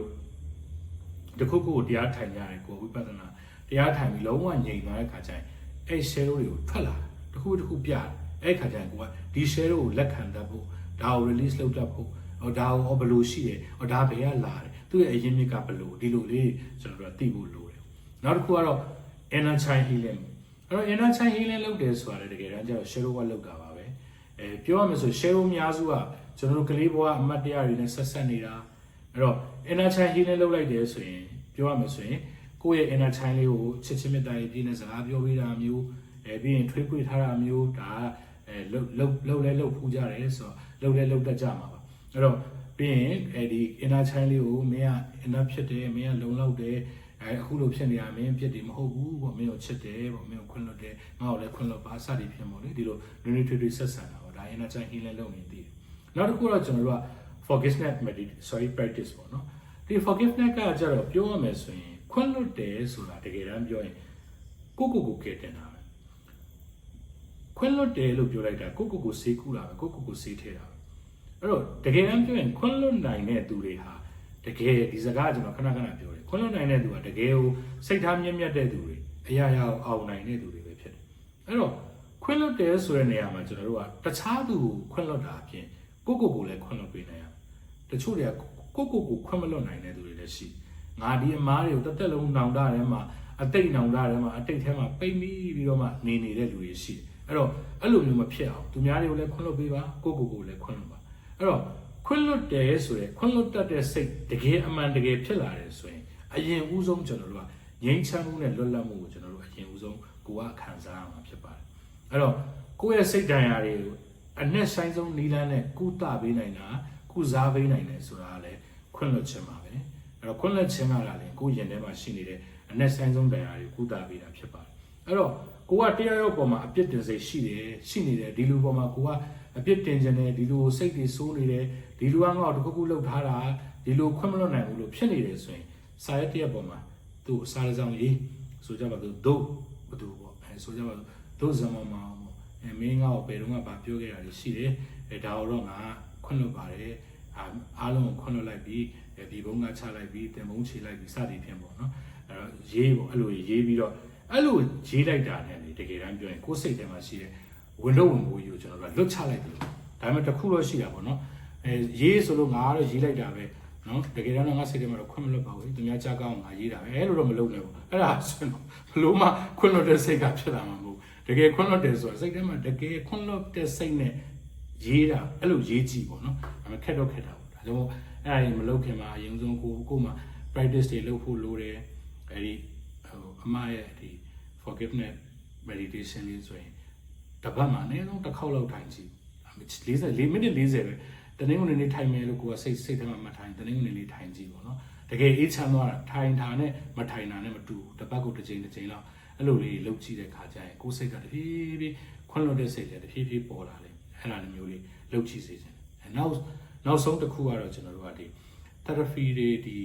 coaching လုပ်တဲ့ဟာတွေပေါ့နော်ဒီပညာရှင်တွေနဲ့အတူတူဒီ shadow work ကိုလုပ်တာပေါ့ဒီလိုလုပ်တာလည်းထိရောက်ပါတယ်ပေါ့နော်အဲ့တော့ဒီ shadow တွေကိုဘယ်လိုရင်ဆိုင်ရမလဲဆိုတော့တို့ကလမ်းညွှန်ပေးနိုင်တယ်နောက်တစ်ခုကတော့ဒီနေ့တကယ်ကံကောင်းတာနော်ဒီနေ့တကယ်ဟိုကံကောင်းကြရဆိုတာဘာလဲဆိုတော့ဒီ shadow work လုပ်တဲ့တဲမှာလေနောက်တစ်ခုအရန်အကူအညီဖြစ်တယ်အရန်လဲကောင်းတယ်အရန်လဲ powerful ဖြစ်တာတော့ဘာလဲဆိုတော့ healing master တွေရှိကနေ healing ခံယူတာအဲ့ဒါလည်းတကယ်တမ်းကျရင်ဒီ shadow ကိုယ့်ရဲ့ shadow တွေကိုရင်ဆိုင်ဖို့အတွက်တကယ်ကိုအသုံးဝင်နေတယ်မှာပါတယ်တချို့တွေဆိုရင်ဒါ shadow work camp တွေတွင်းတာတို့ shadow work course တွေလုပ်ပြီးတော့မှဒီ shadow work အတွက်ကိုရက်တွေရှေ့တွေယူပြီးပေါ့နော်တချို့လည်းတစ်ရက်နှစ်ရက်ဒီလိုတွေလုပ်ပြီးတော့မှဒါမျိုးတွေလုပ်ကြရတယ်ရှိပေါ့ဒီမှာဆိုတာအများကြီးတကယ်ကို contribution တွေပေါ့အခန်းကျန်အမတို့ကဒါ Ricky ပေးဦးမှာတယောက်တောင်မကောက်အများကြီးပေးမှာဆိုဒါတကယ်တမ်းဒီ shadow work လုပ်တဲ့နေရာမှာဒီ Ricky master တွေရှေ့ကနေ healing ခံတာလေဒီ shadow work ကိုတော်တော်လေးကိုအထောက်ပံ့ပေးတယ်တော်တော်လေး supporting လုပ်ပေးတဲ့နေရာတွေမှာပါတယ်ပေါ့ဒါဘာလို့လဲဆိုတော့သူကပြောရမယ်ဆိုရင်ပေါ့ဒီကိုယ့်ရဲ့တခါတည်းကျရင်ကိုယ့်ဖန်လေးကိုတော့မိတ်နေတာဒီ share လို့ရှိလို့ရှိမှတော့ကိုယ့်ဖန်လေးကိုမသိဘူးအဲ့တော့အဲ့ဒီချိန်မှာဒီ healing ခံလိုက်တဲ့အခါမှာအဲ့ဒီကိုယ့်ရဲ့တကယ်နဲ့ဆိုင်ထဲမှာရှိနေတဲ့အဲ့ဒီ share တွေကတခါတည်းအပေါ်ကိုတက်လာတဖြည်းဖြည်းနဲ့ဒီစိတ်တန်ရာတွေကိုဖုံးထားတဲ့စိတ်တန်ရာတွေတဖြည်းဖြည်းနဲ့ပေါ်ထွက်လာအဲ့လိုပေါ်ထွက်လာအောင်လှုပ်ဆောင်ပေးနိုင်တယ်ပေါ့နော်ဒီ healing master တွေကအဲ့ဒါပြီးရင်ဒီ healing master တွေနောက်တစ်ခုကပါလဲဆိုဒီသူကဟိုပါပေါ့ holding space ကိုလည်းသူတို့ဖန်တီးပေးနိုင်တယ်ပေါ့နော်အဲ့လိုမျိုးလေးလှုပ်ထားပေးနိုင်တာအတွက်ဒီ shadow work လုပ်တဲ့အခါမှာဒီ healing master တွေနဲ့ရှေ့ကနေဒီလိုအထောက်ပံ့နေအထောက်ကူတွေယူပြီးလုပ်တာအရန်ကောင်းတယ်အဲ့တော့ပြောမယ်ဆိုရင်ကျွန်တော်တို့က energy healing နည်းလမ်းတွေကတကယ်တမ်းပြောရင်ကျွန်တော်တို့ energy healing လုပ်တယ်ဆိုကျွန်တော်တို့ခန္ဓာကိုယ်ထဲမှာရှိနေတဲ့ energy တွေဒီ energy တွေအားလုံးကိုကျွန်တော်တို့က align ဖြစ်အောင် balance ဖြစ်အောင်ကျွန်တော်တို့ကပြန်ပြီးညှိပေးတာဟုတ်အဲ့တော့အဲ့လိုညှိပေးတာဖြစ်တဲ့အတွက်ကြောင့်မို့ကျွန်တော်တို့ကအဲ့ဒီချိန်မှာကိုယ်ထဲမှာခုနပြောတဲ့ဖုံးထားတဲ့ share တွေရဲ့အစိတ်ပိုင်းတွေကထွက်လာတယ် energy balance ဖြစ်အောင်လုပ်လိုက်တယ် energy align ဖြစ်အောင်လုပ်လိုက်တဲ့အခါမှာဒီ share တွေကမနေနိုင်တော့ဘူးအဲ့အခါမှာထွက်လာတယ်အဲ့အခါမှာအဲ့ချိန်ကျမှအော်ငါမှဒီ share ရှိတာပဲအဲ့ချိန်ကျမှသိအော်ဒီဥစ္စာကိုငါတိတော့မသိခဲ့ဘူးဘယ်တော့မှမသိခဲ့ဘူးအဲ့လိုမျိုးပေါ့နော်ဒီ share ရှိတာပဲဆိုရအဲ့ဟိုကျွန်တော်တို့တစ်ခေါက်ကပြောပြဘူးတလို့ပဲလေးတန်းနောက်ကဆရာကနေပြီးတော့မှဟိုဘောက်မီချုပ်ပြီးတော့ဓာတ်ပုံရိုက်နေအောင်ဖြစ်တယ်ဘောက်မီချုပ်ပြီးတော့ဟိုချိန်လုံးနဲ့ရိုက်တယ်မလားအဲ့ရိုက်တဲ့ဟာဆိုမေ့တော့မေ့နေဒါပေမဲ့အဲ့ဒီဥစ္စာဒီ healing တွေခံတဲ့အချိန်မျိုးတကယ်တရားထိုင်တဲ့အချိန်မျိုးအဲ့လိုမျိုးအချိန်မျိုးမှာပြန်ပြီးပေါ်လာတချို့အရာတွေဆိုရင်ကျွန်တော်တို့ကမရှိတော့ဘူးလို့ထင်တာဒါပေမဲ့ကျွန်တော်တို့ရဲ့ဒီ unconscious mind ထဲမှာမှတ်ထားတယ်ဘယ်လိုအရာပဲဖြစ်ဖြစ်မှတ်ထားတယ်အဲ့ဒီဥစ္စာတွေကခုနပြောတဲ့ energy balance လုပ်လိုက်တဲ့အခါမှာဒီ energy healing လုပ်လိုက်တဲ့အခါမှာကိုယ့်ရဲ့စွမ်းရည်တွေကိုညှိပေးတာဖြစ်တဲ့အတွက်ဒါတွေကပြန်ပြီးတော့မှတစုံတစအနေနဲ့ပြန်ပေါ်လာတဲ့အခါမှာကိုယ်ကအဲ့အခါမှာအော်ဒီ share တွေရှိပါလားဆိုတော့တတိထားမိတာအဲ့တော့ဒါတွေကပြောမှဆိုရင်ခုနပြောတဲ့ Reiki နောက်တစ်ခုကကျတော့ sound healing ခံတာတွေ crystal healing ခံတာတွေဒါတွေပေါ့အဲ့တော့ကျွန်တော်ကဘာကြောင့်ဒီလိုပြောနိုင်လဲဆိုဒါကကျွန်တော်ကိုယ်တိုင်ကြုံဘူးတာမို့လို့ပြောပြတာပေါ့နော်ကျွန်တော်ဒီ February retreat တုန်းကပေါ့နော်ဒီ retreat တွေကြောင့်လည်းအမရောဆရာရောကြုံရင်ကြုံတယ်လို့ခဏပြောတယ်ပေါ့နော်အဲ့တော့ဒီ retreat ဆိုတာကျွန်တော်တို့ထဲမှာရှိနေတဲ့မလိုအပ်တဲ့အရာတွေဒီလိုအရာတွေကိုထုတ်ပေးတာနော်ထုတ်ပေးတာဒီလိုအရာတွေကိုဟိုကိုယ်ထဲမှာမလိုအပ်တော့တဲ့အရာတွေကိုထုတ်ပေးတာဖြစ်တဲ့အတွက်အဲ့မှာကျွန်တော်တို့ဒီ share work တွေလုပ်ကြတယ်ပေါ့နော်လုပ်တဲ့အခါခုနပြောတဲ့ journaling တွေကျွန်တော်တို့ရေးတယ် journaling တွေကျွန်တော်တို့ရေးကြတယ်နော် journaling တွေရေးတယ်ပြီးပြီဆိုရင် ice bath ပေါ့နော်ရေခဲထဲမှာကျွန်တော်တို့ဟိုရေခဲစိတ်နေပြီးရင်ဒီတံပနတ်တွေနင်းကြည့်တယ်စသည်ဖြင့်ပေါ့ဒီ retreat မှာလုပ်တဲ့ဟာတွေကျွန်တော်လုပ်ကြတယ်ဒါပေမဲ့ကျွန်တော်မှာ journaling ရေးတော့လဲကုန်သွားပြီပေါ့နော်မရှိတော့ဘူးခုနပြောတဲ့ ice bath လုပ်တော့လဲကိုကမရှိတော့ဘာမှမရှိတော့ဘူးကိုရှိမှဒီ share ဆိုတာငါမရှိတော့ဘူးလို့ထင်ထားတာအဲ့ဒါတွေအားလုံးပြီးတဲ့ချိန်မှာ sound healing ခံတယ် sound healing ခံတဲ့အချိန်ကျမှတေးသေးလေးတွေအစားအရင်တော့ကိုတတိမထားမိတဲ့ဟာတွေထွက်လာပြီးဒီမှာဆိုးပြီးတော့ဒီနေရာကြီးမှာအပြင်ကိုလည်းမထွက်နိုင်ဘူးတက်နေတာဒီနေရာမှာတက်နေတာလေတက်ဘေးနားမှာဆရာကရမ်းဗီရာဆရာရှိတယ်ဘေးနားမှာနောက်ဆုံးကျတော့သူပြောထားသူရဲ့ဟာတွေရှိတယ်အဲ့လိုမျိုးမတက်လာဘူးမထွက်လာဘူးဆိုရင် chain post နဲ့နေလိုက်ဆိုအဲ chain post နဲ့နေလိုက်တဲ့အချိန်ကျမှဒီတွေကအလုံးကြီးတက်ပြီးတော့မှပျောက်သွားတာအဲ့အချိန်ကျမှအဲ့တော့ shadow work ဆိုတော့ခုနကကျွန်တော်ပြောတဲ့ဒီ9မျိုးလောက်ရှိတယ်ဒီ shadow work လုပ်တဲ့9မျိုးလောက်ရှိတယ်ဒါပေမဲ့တယောက်နဲ့တယောက်ကဘယ်နည်းနဲ့ကိုယ့်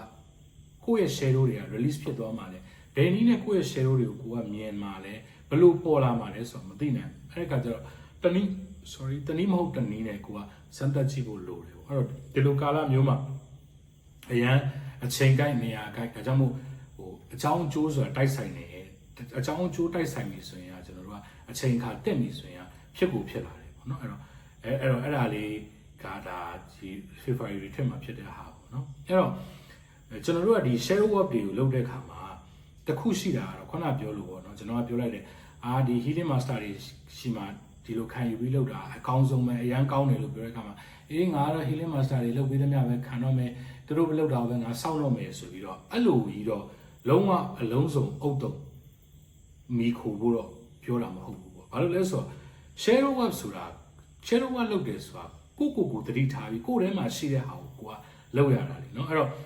ကိုတတိထားရမယ်ပြီးရင်လက်ခံရမယ်ကိုသုံးသပ်ရမယ်ဆိုတော့ healer ဆိုတာကပြောရမယ်ဆိုရင်ဒီ healing master တွေကိုလမ်းညွန်ပေးတာပဲလမ်းပြပေးတာပဲကို support ပေးတာပဲရှိတယ်ကိုကအဲ့ဒါကိုကိုယ်တိုင်လုံးမှပဲရမှာဖြစ်တယ်နော်အဲ့တော့ကျန်တာကတော့ကို responsibility လေးအပြည့်နဲ့တာဝန်ယူပြီးတော့မှဒါငါလုပ်ခဲ့တဲ့အရာတွေငါမှရှိနေတဲ့အရာတွေဒီအရာတွေကိုတော့ငါလက်ခံတယ်ငါသိတယ်စသဖြင့်ဒီလိုလုပ်ဖို့လိုတယ်ပေါ့နော်အဲ့တော့နောက်တစ်ခုကတော့ကျွန်တော်တို့ပြောရမယ်ဆိုရင်ဒီ shadow work လုပ်တယ်ဆိုတာတကယ်တမ်းပြောရင်တော့လွယ်ကူတဲ့ခီးတော့မဟုတ်ဘူးပေါ့နော်ဘာလို့လဲဆိုတော့ကိုကမှမကြိုက်ဘူးကိုမလိုချင်ဘူးကိုမမြင်ချင်ဘူးဆိုမှကိုကဖွက်ထားဖုံးထားပါတယ်ဆိုမှအဲ့ဒီဟာတွေကိုအခုပြန်ဖော်ခိုင်းနေတဲ့အခါကျတော့ဒါလွယ်တဲ့လုပ်ရမဟုတ်ဘူးလေနော်ဒါတကယ်တမ်းကျတော့တော်တော်လေးခက်တဲ့လုပ်ရလို့ပြောလို့ရတယ်ဒါပေမဲ့ဒါကိုကရင်ဆိုင်ရတဲ့အခါလက်ခံရတဲ့အခါမှာဘာတွေဖြစ်တတ်လဲဆိုတော့အဲ့လိုရင်ဆိုင်ရင်လက်ခံရင်လည်းကိုခုရှိမှာဘာဖြစ်လာလဲဆိုတော့ငါကဘာလို့ဒီလိုဖြစ်နေရတာလဲငါကဘာဖြစ်လို့များသူများတွေကိုမနာလို့ဖြစ်နေရတာလဲငါတော်တော်ယုံမာတဲ့လူပါလားငါတော်တော်အချက်မကောင်းတဲ့လူပါလားကို blame နဲ့စိတ်တွေကိုအပြစ်တင်တဲ့စိတ်တွေအဲ့အချိန်မှာတက်လာတော့အဲ့လိုတက်လာတဲ့အခါမှာကြောက်ပြီးတော့မှတော့မလုပ်တော့ဘူးလို့ရပ်ပစ်လိုက်တာတော့အဲ့လိုမျိုးမလုပ်ပါဘူးအဲ့လိုမျိုးဖြစ်လာတယ်ဆိုတာကိုယ့်ရဲ့အတွင်းထဲကိုတကယ်ကိုရောက်သွားပြီဆိုတဲ့ sign တစ်ခုပဲလက္ခဏာတစ်ခုပဲဖြစ်တယ်အဲ့လိုတွေမြင်နေပြီဆိုရင်ဒါငါတကယ်ကိုငါရဲ့ရင်ထဲမှာငါဖြစ်နေတဲ့အရာတွေငါတကယ်မြင်နေပါပြီဆိုပြီးတော့တကယ်ဖြစ်သွားတယ်အဲ့ခါမှာစိတ်မပြတ်ပဲနဲ့ဆက်ပြီးတော့မရက်လိုက်ပဲနဲ့ဆက်ပြီးလုပ်ဖို့လိုအပ်တယ်ပေါ့နော်အဲ့တော့ကျွန်တော်တို့ကအဲ့ဒီခုနဖြစ်လာတဲ့အဲ့ဒီခံစားချက်ကတော့ဖြစ်လာမှာလူတိုင်းမှာဒါပြောရမယ်ဆိုတချို့ကတော့လည်းမဖြစ်တာလည်းရှိမှာပေါ့ဒါပေမဲ့တော်တော်များများတော့ဖြစ်ကြတယ်ကိုဒီလိုလူမျိုးလားငါဒီလိုရှိခဲ့တဲ့လူတွေလားငါဒီလိုလူလားဆိုရင်ကိုအပြစ်တင်တာကို blame တာကိုမကျေနပ်တာကိုဝမ်းနေတာဒါကတော့တက်လာမှာပဲအဲ့ဒါတွေအားလုံးကိုကကြော်လွှားနိုင်ပြီဆိုရင်တော့ဒီ process ကြီးကဆက်ပြီးတော့ run ဖို့ okay ဖြစ်သွားပြီဆက်ပြီးအဆင်ပြေသွားပြီဆိုတာပဲเนาะအဲ့တော့ကျွန်တော်တို့ကအမောင်ထဲမှာ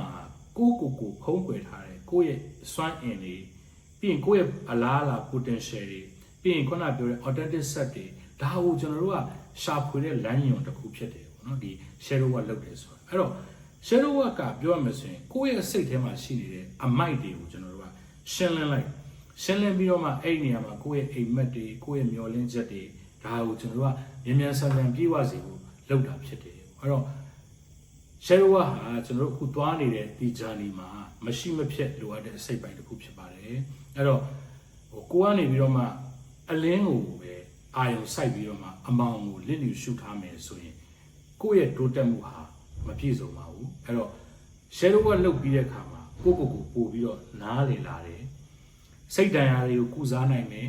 ကိုယ့်ရဲ့အတိတ်မှာရှိနေတဲ့နာကျင်မှုတွေ trauma တွေကိုလွတ်ချနိုင်မယ်ပြီးရင်ကိုယ့်ရဲ့ relationship တွေပိုကောင်းလာမယ်